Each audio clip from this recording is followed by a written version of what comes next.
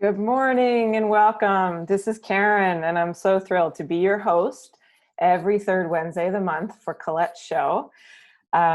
It's my intention to provide information, experiences, science, and stories that ignite within you new pathways and potential for an even deeper connection to your true nature. Podcasts are available for every show at transformationtalkradio.com, truthisfunny.com, and for this show every third Wednesday of the month at karenbetten.com. We invite you to call in live. We love comments, we love questions, we love shares. This is designed to be an open dialogue. We are here just exploring, discussing, and looking out with a very open mind of all the potentials and possibilities that exist for any given situation. The number is 1-800-930-2819. Please feel free to call in. So today I'm so excited to have, this is the third time I've had her on the show. Lisa Reinhardt is her name. She is, in my opinion, a true meditation master. In the regards of her experience and the explorations of her life and the way she infuses it into her life. She began meditating 30 years ago when she was able to immerse herself in the study while she lived in Asia. She returned to the United States steeped in enthusiasm and commitment, but this was way before mindfulness had become a thing in the United States. As a result, she founded Way of Chocolate to subversively teach meditation by enticing people to let the chocolate melt slowly in their mouths. And I remember when I was first introduced to this concept, it almost seemed too joyful to count as meditation, which is one of those moments where you're like, well, how then must I define meditation? Because I think at that stage in my life, I defined it as something torturous, meaning when I sat down to be quiet, there was nothing quiet that was existing in my head or anywhere near my head. And that, of course, began this journey of, wow, exploring it with chocolate and getting to know Lisa through the years. I am enamored by someone who has learned through experience to open so many people's eyes and hearts and potential to, I would say, be with what is. So with no further ado, Lisa, I just want to welcome you to the show and thank you very much for joining us for this hour. Oh, Karen, you are always so kind. Oh, I really appreciate it. Thank you so much. I love being here. It's so fun. I want to alert the audience that Lisa and I have a plan that in the end, she's going to lead us in a meditation, but lead us in a chocolate meditation. So if you happen to be lucky enough to have any Way of Chocolate, which are these meditation pieces of chocolate that are exactly the size to provide you 2 to 3 minutes worth of delightful experience, get yours near you because she will be guiding us. If not, you can use a piece of chocolate that you have near you, or if not, you can just explore it and even just imagine, right, that you have a piece of chocolate. And then I think Lisa said, if you want to get your order in today for more chocolate, right, they should arrive by Father's Day. Well, we're right? trying. Sometimes we can't control the postal system, but sometimes like we can't control the postal system, period, end of discussion. So anyway, if you want to try it, it would be a great impetus to explore it. And so get ready for the end of the show. Lisa, so our title today, one of the things I also love about working with Lisa is this deep sense that everything is okay. I've been sort of texting her with ideas and she's like, sure, no problem. That works. Okay. And you know, really anything can go. It's funny because that really works into, what we thought the topic would be for today. And I thought about that as we were texting because, we're coming up with a title. We have to put a title on it before it happens, which is kind of interesting because I think we're both really aware of the spontaneity and, in wanting to be whatever it is that the audience needs right now. And yet, what is the guiding idea? And so what we came up with was finding your inner compass in a world of confusion. And for me, that goes back to trust, right? It's like, how do we build the capacity to trust ourselves And even in, you know, like doing what we're doing right now, can we trust that what people need will arise in this conversation, and becoming at ease in that. And I think, and that's something that I would, you know, if I can suggest anything today that would be of benefit to anyone, it's some ideas, some exploration of how do we build that capacity to trust ourselves. Mm. How do we? Is you know? Well, I think you had a brilliant idea, which is first to just set the intention. You know, let's set the intention that for me, it's like I started doing this days ago. You know, just like sending it out there that whoever is open, ready, right, has something in them that's ready to awaken to whatever ideas we bring out today. May they join us. May they get that, like, oh, I can listen live, or oh, I can download this podcast. Doesn't matter if it's today when it's happening, or it's, you know, years from now when they find it on the internet.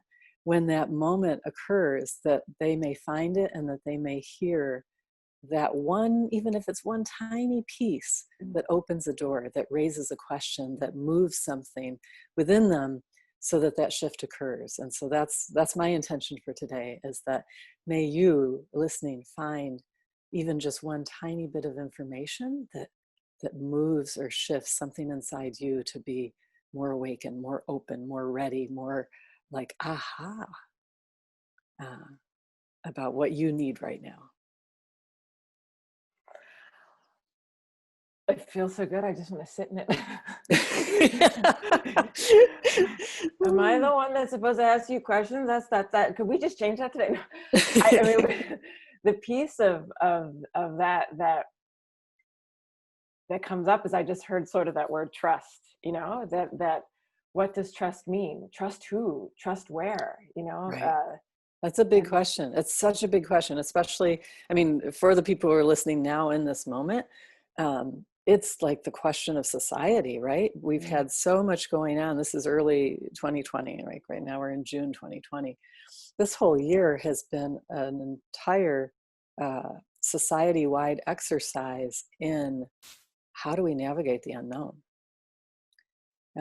You know, like I've said before, like we each have our own pockets of this, where, you know, we have our personal situations where something changes with our job, something changes with our family, or, you know, we're thrown into the unknown. We have to navigate it. I have never seen it happen on such a wide scale, where everything that we know, jobs, health, society, rules, everything is. Even relationships, right? Like who you can and can't see. And people that are normally a part of your swirl are not, that maybe, you know, and you know, may Right. not be considered or seen to be safe to engage with. I mean, you're right. It's every realm of the life experience is Right. really been catapulted into chaos. Right. And that's massive. And so this is, for me, this is the big question of the time. And really the thing about what I'm most concerned about is that I'm afraid that without reflection, people will erode their trust in themselves rather than build it. Because right now we've got many, many forces on the outside telling us conflicting things. And, you know, we're used to, like, let me speak for myself. I'm used to being, I have a part of me that is very comfortable being the good girl, right? You can tell me the rule, I can follow the rule. Tell me how, you know, like I if I get a new thing, I read the instruction booklet. Everybody in my house knows who's going to read the instructions. I'm going to read the instructions. I'm the only one. I've heard that. So I'm very comfortable with that. And yet there's another part of me that questions and says, hang on, you know, why would I put so much trust and authority outside of myself? Can I question that? Can I explore when is that appropriate and when isn't it appropriate? And can I have that fundamental trust that I can make a decision that's correct for myself? Yeah. And then, like, can you then change that decision, right? Like that, you know, Yeah. that's that. And I've seen a lot of, you know, when you read the conflict, like you find the thing that you hang on to. Like I have an example of, I took a course in consciousness over a weekend that I've taken many times before, but really immersed myself in it this weekend, I think because of the environment.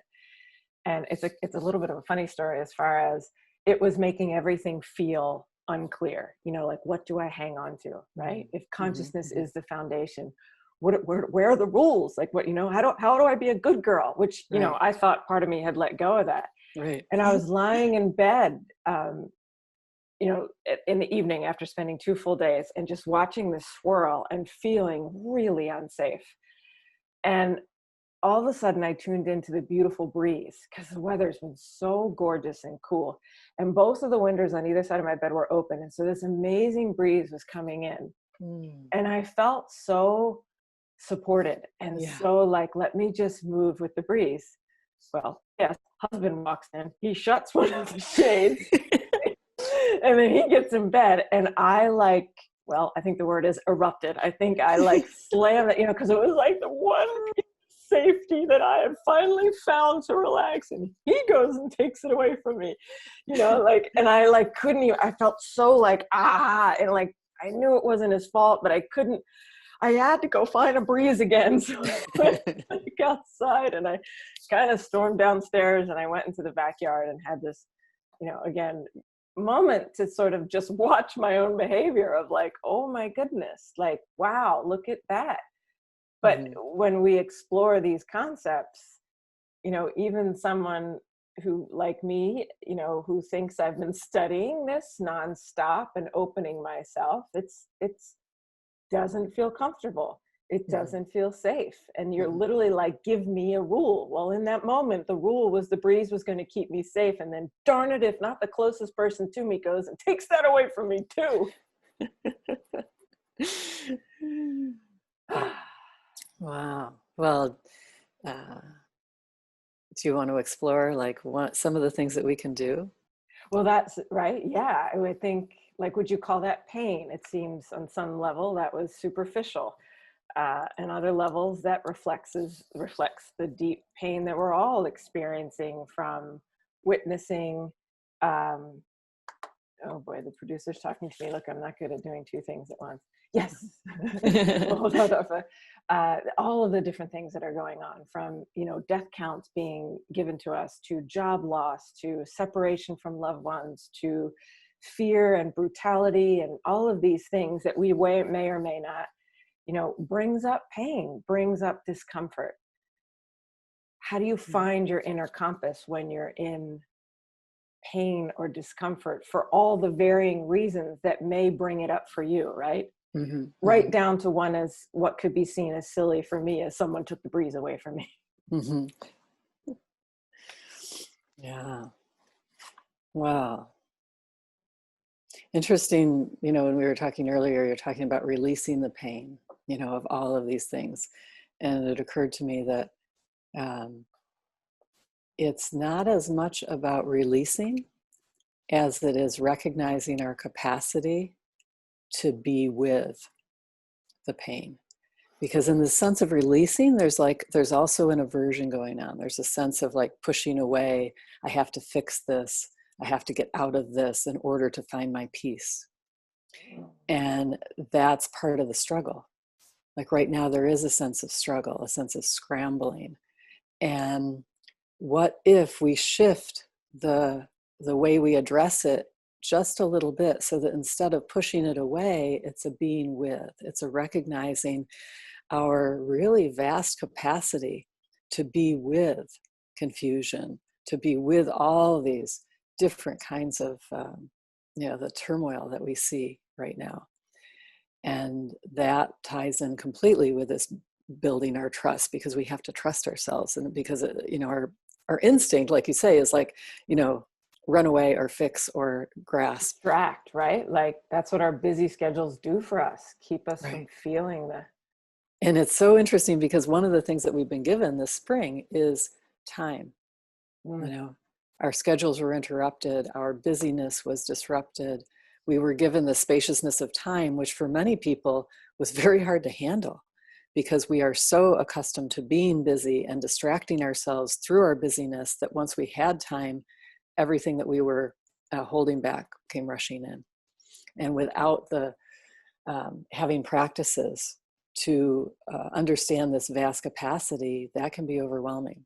And so I think one of the first things that I would say is that, building a meditation practice is the key to recognizing our own innate capacity. It's not that we have to acquire that capacity. We're not lacking it and now we have to get it. It's that we maybe haven't had an opportunity to recognize it. And so taking these moments, like even like, you said, we're going to start with chocolate, taking 2 minutes, like we tend to be like supersize me, right? It's like, oh, I have to do the big retreat or else it won't count.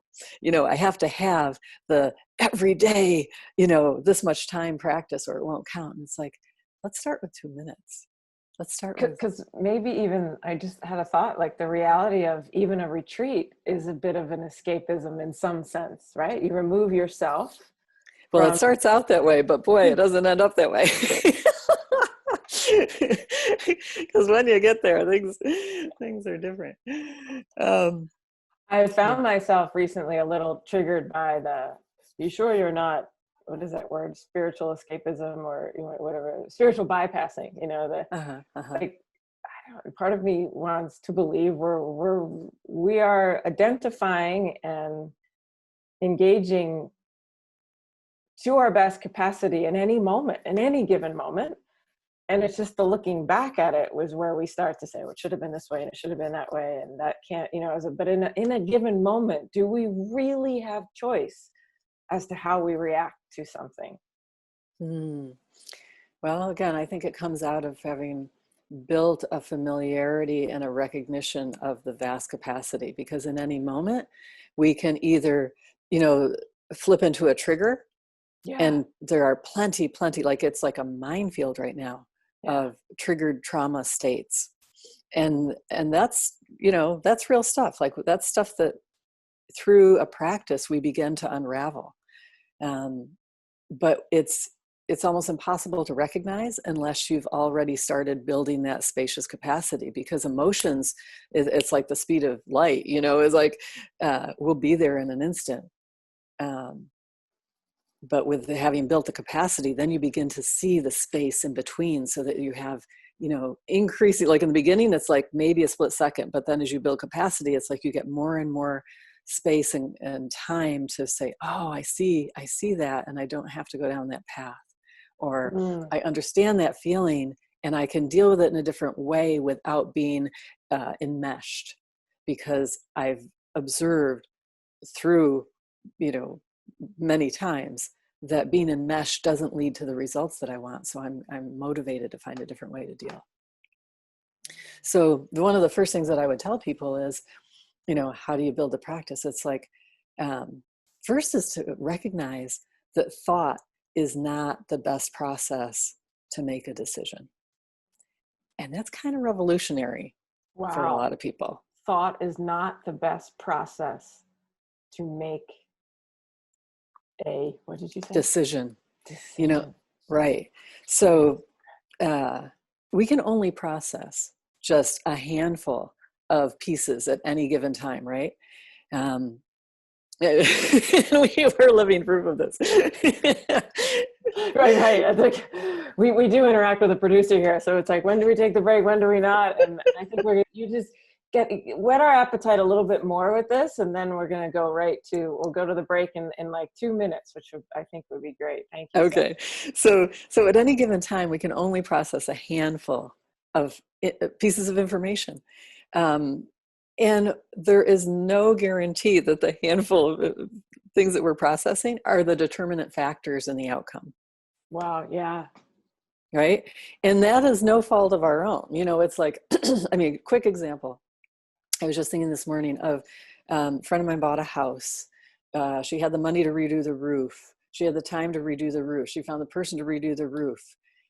She asked a very insightful person that we know about, should she redo the roof? And he said no. And she was floored. Like, why not? Everything points to like, I can do it now. I should do it now. Why don't I do it now? 2 months later, there was a massive hailstorm here in Phoenix, damaged everyone's roofs. Everyone got insurance paid free roofs. Okay.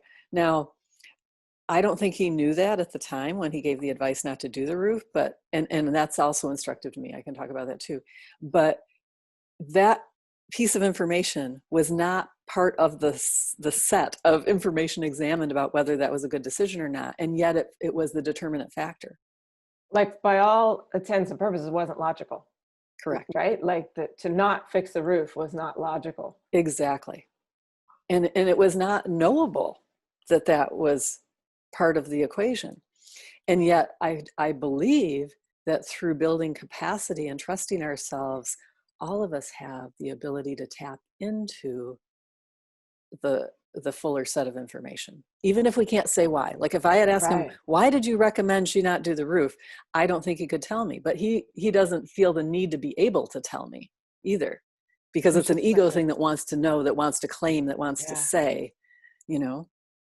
And yet the information is available if we were only willing to entertain that. I can fully resonate with that in medicine, you know, as my years going through it, of becoming frustrated with realizing the logical decision was often, or more often, when we ever wanted to recognize not the best path for that individual in front of me. And I'm even having my own aha moment that I think was my driving force that had me leave the acute care hospital setting, because I was so curious to see how I could help my patients tap into a greater utilization of non-logic. It's a weird way of saying it.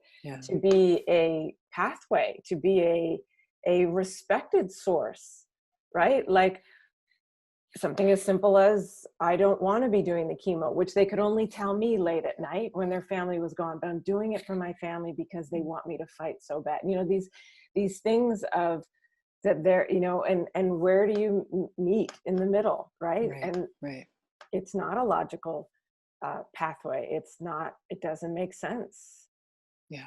So how about after the break, we can talk about how do you build that capacity? Let's do it. All right.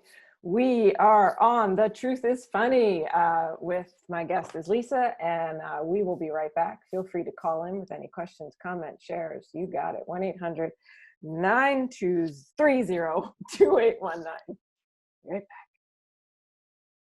I like that little intro music. Thanks, Zach. Okay, we are back on The Truth is Funny. I am Karen, and I am a regular host for Colette every third Wednesday of the month. My guest today is Lisa Reinhardt. And before we continue, can you please share your contact information with our audience?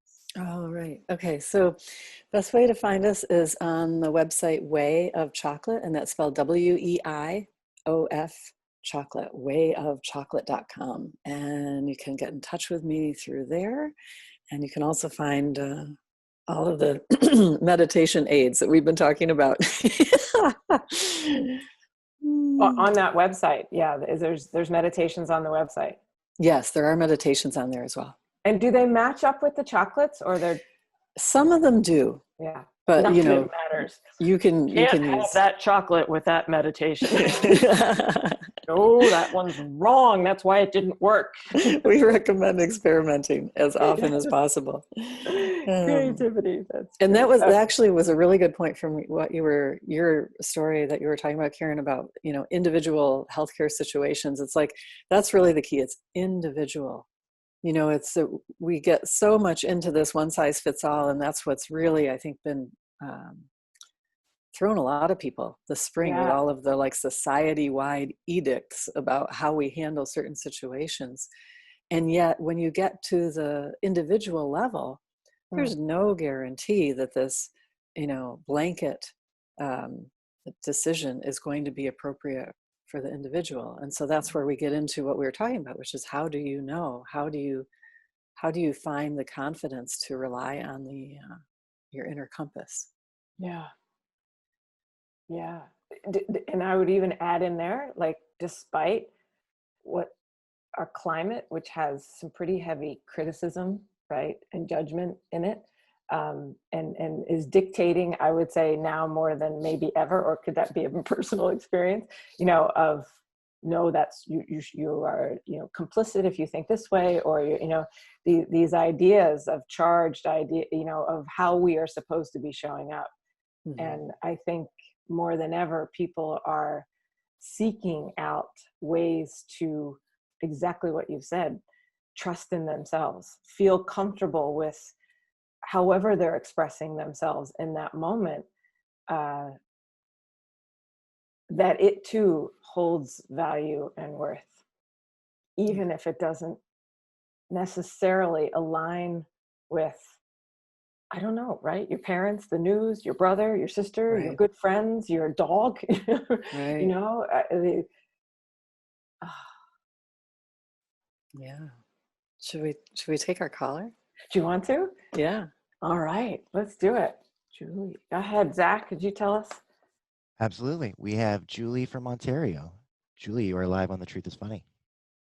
Julie, welcome. Thank you so much. Your timing was unbelievably perfect. Hi, Julie. How are you doing today? Julie, are you there?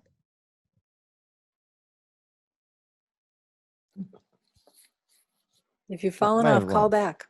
I know. We want to hear from you. I'll work on getting her back. Okay, great. Thanks, Zach. I think we kind of left it off as, so how do you, So I would say, the first things that, just putting it out there, that we need to know our glitches. Because when we try to tap into that part of us that knows beyond, there may be some layers in between that have either strong opinions or, like we spoke of earlier, actual trauma and things that might try to color that knowing. And simply to acknowledge, and here's the revolutionary part, welcome with compassion our glitches. Acknowledging is huge, because I think a lot of us are trained to just suppress and say, I'll put it over there, it's not going to influence me, or deny. But to acknowledge that we each have our own set of individual responses, then it creates a sense of spaciousness. It's like, I see you, you're here, I welcome you, I'm not trying to silence you. And in this moment, let's see if we can open up to the wider picture as well. It's not mutually exclusive. It's like, I know you're here, that's not a bad thing. And I still, am making the request that we open up to this wider sense. And then the next step I would say is feel your body. Because as we spoke of earlier, that thought is not the most reliable way to make decisions or get information. And when we're in our body, we tend to switch out of that bandwidth of thought. And so, for instance, like right now, feel your tailbone. Where am I connected to the earth right now? Through the chair, through the cushion, through the floor. Acknowledge that we are in this physical body, and that grounding to the earth gives us the foundational support of the entire earth. Why would we not tap into that? And then even feeling the space around us. Like, oh, okay, there's space around us. That too gives us a sense of like tapping into the vastness. Okay. And so here's one practice that I do myself. And I call it a practice because I would encourage people to practice it, experiment with it, try it. It works for me. I don't know if it works for anybody else. I really don't. But it's interesting to try. And so here it is. It's very simple. If you stand, then stand really freely, naturally, and then tell yourself, show me what a yes is. And typically a yes for people is a leaning forward. And then go back to neutral. And then show me what a no is. And typically a no is like going back on your heels a little bit. And feel it in your body. And then present yourself with the question, and understand that how you phrase a question makes a lot of difference. But, you can start easily with things like food. even Yeah. like putting something in your hands. And it's like, is this good for me right now? And you'll usually get an answer. Right. And, and, and that's fun to play with. And Yeah. again, like you may not know why, like it could be, I love apples. Why is it a no for this apple? Maybe this apple has an extraordinary amount of pesticide on it that you didn't know about. You know, it might not be all apples all time. It might be this apple right now. Yeah. That's why you would want to phrase the question like, you know, is this good for me to eat right now? Which is practice, you know, right? And you start practice. as you're practicing these yeses and nos that are an innate part of your body, right? There's an inner wisdom that actually gives you a response. However, I love what you said, starting with something sort of playful like food, as opposed to should I marry him or not, might not give you exactly. Right. Start simple rather than complex. Should I take this job? Another one that might be like not where you want to start, you know, playing in the field of your connecting to your innate wisdom, right? The more it's great when you have things that are like in the now, you know, right now, is this beneficial for me or not? Yeah.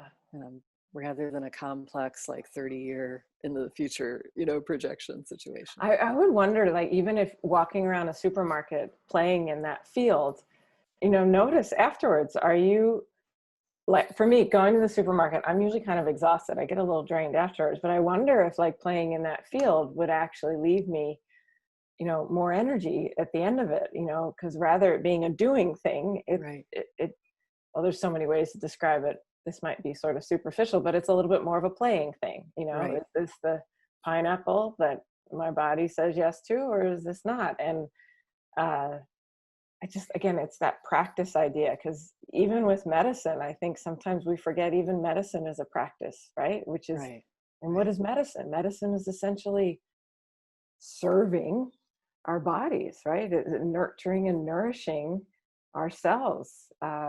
So wouldn't this be possibly considered medicine for you? It's an interesting place to start, because there's also layers of like, but I really want the pretzels. You know, it's like, but it said no, you know, so then you get to deal with that next layer of like, can you live with your decision? Like, can you live without attachment? Will it show you your attachments? I got 3 no's, but it was chocolate, so I had it anyway. But, you know, and then having compassion for the decision, because you might discover why your body said no. It's like, or even the fact that it showed up was actually the yes, and then it was, you know, the part of you that doesn't believe pleasure is okay in this moment that says no, oh, you can have fun. It might reveal the glitch. So that's why I say, like, there's multiple levels of awareness, but it's all in the playing, it's all in the doing, it's in the experimentation and the practice of it. Well, our caller is back, so let's dive in. Zach, yes. All right, let's try again. Julie from Ontario, are you there? Oops. Hey, Julie.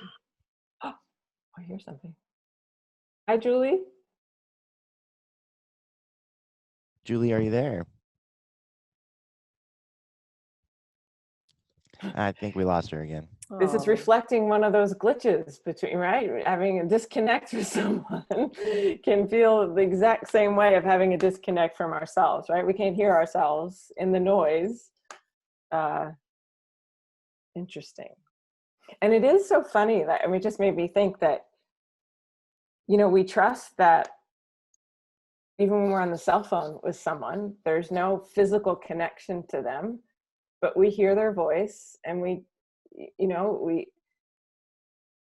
we sense that connection, even though there's nothing physical connecting us, right? There's no telephone wire line. And interesting. So this idea that we have the capacity to connect to ourselves and our others, even wisdom, you know, through a non-physical source, right? Not through a wire, not through a, you know, maybe even a neuron, but through these other aspects of our being. That's pretty crazy, actually, because you think about, like, a lot of us have had the experience of connecting with family on Zoom or something, you know, in the last few months. And so we don't doubt that at all, right? Like, we don't doubt, like, you and I are looking at each other now over Zoom, but yet, like you say, we're not even connected by a wire. And we trust it.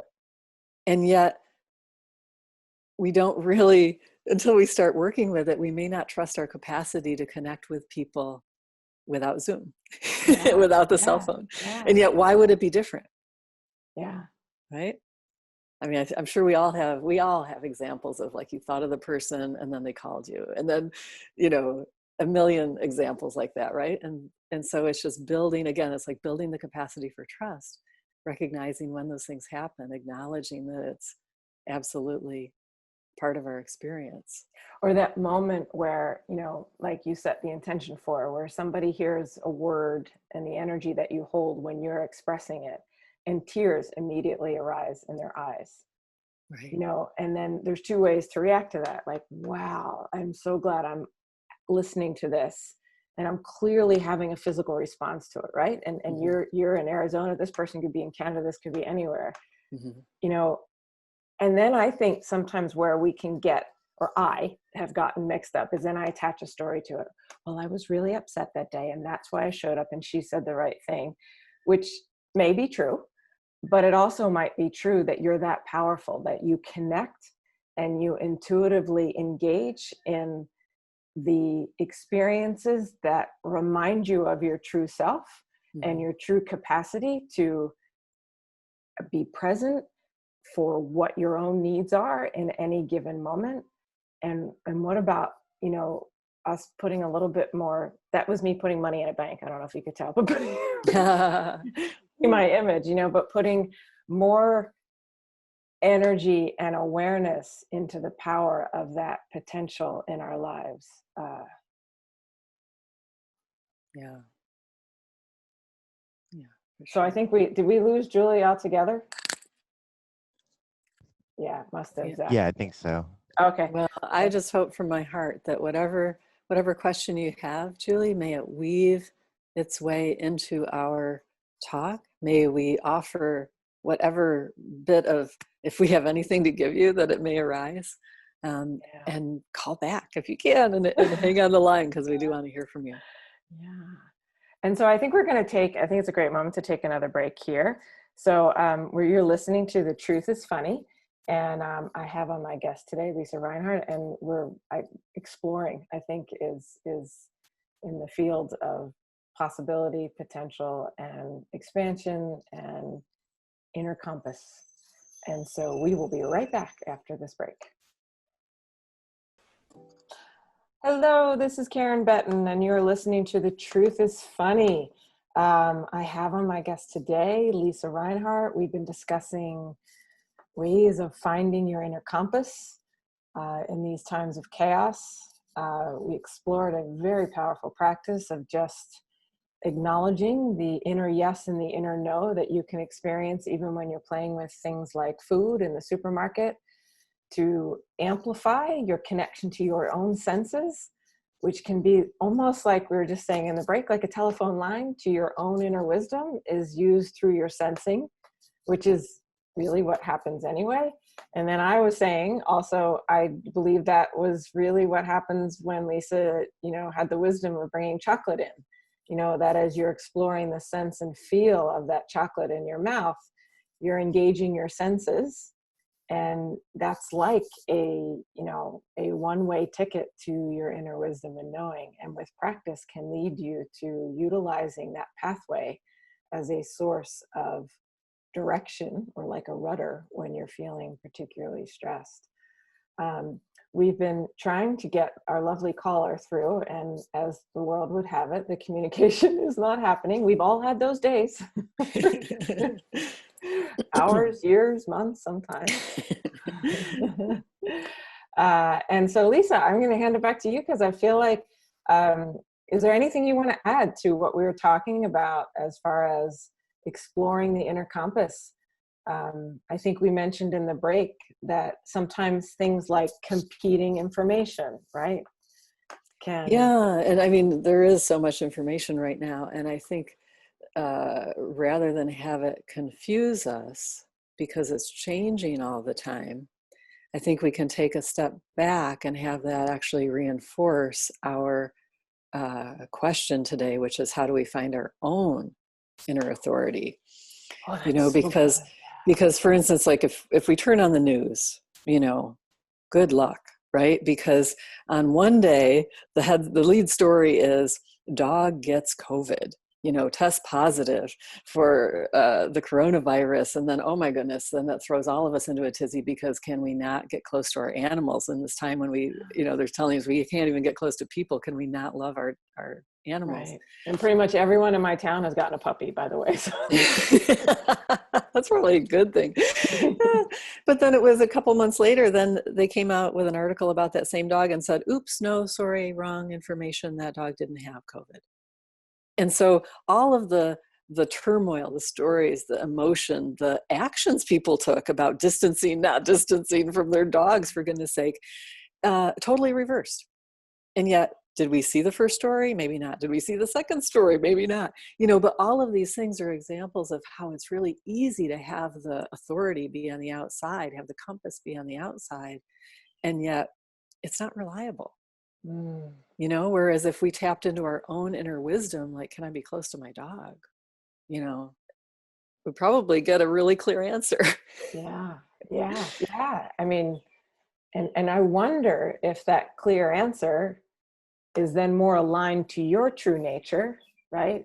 As you spoke before about our individualness, right? Your true nature holds a very unique set of experiences, and projections and beliefs and ideas and concerns.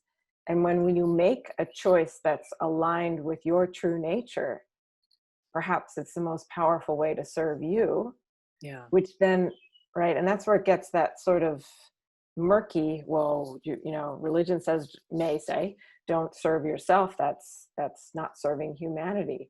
But what if that ripple effect, right, of someone who feels fully centered and connected to their true nature effortlessly ripples out for each person to then experience the same thing? And there's a lot of freedom in that. There's a lot of liberation in that, which is the opposite of what we see when it's very easy for us, as we talked earlier about having the good girl part that wants to regulate others, wants to dictate to others so that we feel more comfortable, right? It's like, if we could just follow the rules, right? If we could just follow the rules, we'd feel better, but maybe not.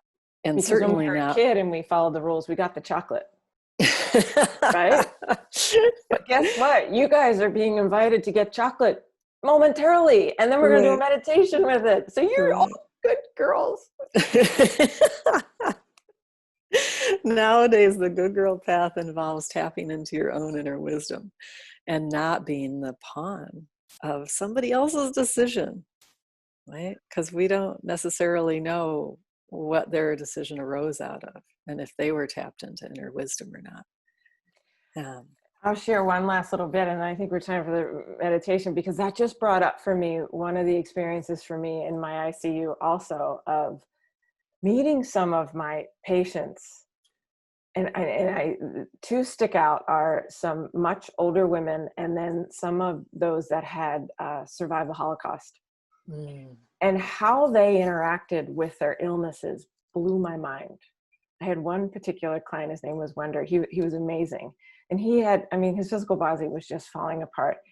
But his, now I would call it connection to wisdom. And he was just at ease with what is. And I remember wanting more of that, because even being in his presence, I felt more at ease with everything that was happening in my life. And I would say I felt the same when I met you and Katie and all that, of like just sitting with you reminded me of, and you didn't have to say anything, right? This very frequency, I describe it, of just being with what is. Right. Powerful, powerful, powerful. And it's through experience. Well, we want to spend a couple of minutes in meditation. We just got such an excellent question from Julie. And I would love to talk about that. And I would almost, if I could request someday, Karen, let's do a show on this. Do a whole show on that, Julie, because Julie, maybe even next month, because I think we are all being, given the opportunity to care for people in a way that are in our house because of the circumstances that the support we would normally have. And there are many people out there feeling isolated and alone around the concept of caregiving. And Lisa has so much wisdom to offer in that. So we're going to get a date on. Check out my website, and we will do an entire show on that. On caregiving and especially in also dealing with your parents in their elder years. Next month. Let's do it. The world needs it, and Lisa has so much to offer. So with that, we're just going to follow Lisa. If you have your chocolate. And if you don't have your chocolate, feel free to visualize.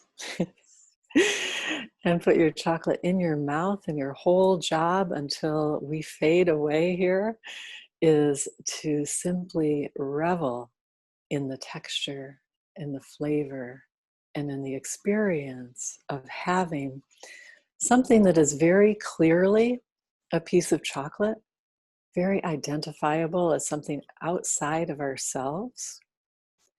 And in our mouths, one of the wonders of the universe is that body temperature is the perfect temperature to melt chocolate. And so it's effortless. It becomes softer and liquefies. And as this process continues, you'll notice that this thing that once was a discrete entity, seemingly separate from ourselves, is going to liquefy and become absolutely absorbed into every cell of our being until there is no more distinction between what is chocolate and what is me, between what is self and what is other, giving a rise to an experience and a gentle questioning of that entire concept, and allowing the spaciousness that's around us, the spaciousness that's in our body, and the spaciousness in the cells, each and every cell, to become infused with that gentle awakening question of what is self and what is other, and what if it doesn't exist in the way that I've held on to before? And what if the answer to the universe is really contained within a piece of chocolate? And that is perfect, because we have 30 seconds. Lisa, thank you so much for spending this hour. To the beautiful audience and community that is out there, feel free to email us, contact us through our websites, KarenBetten.com, wayofchocolate.com, right? W-E-I of chocolate. And we're going to do a show on caregiving. We'll see if Lisa's available next month to do that. I think the world could use it. I could use it as well. And Lisa, thank you for your time, for your wisdom, for your openness, for your lightness, for the light that we all get to sort of feel in connection with you. And Colette will be back next week at 8 a.m. And we will be back 1 month from now on the third Wednesday of next month, which is July. Where is time going? Thank you very much. Thank you, Zach. Take care. Thank you.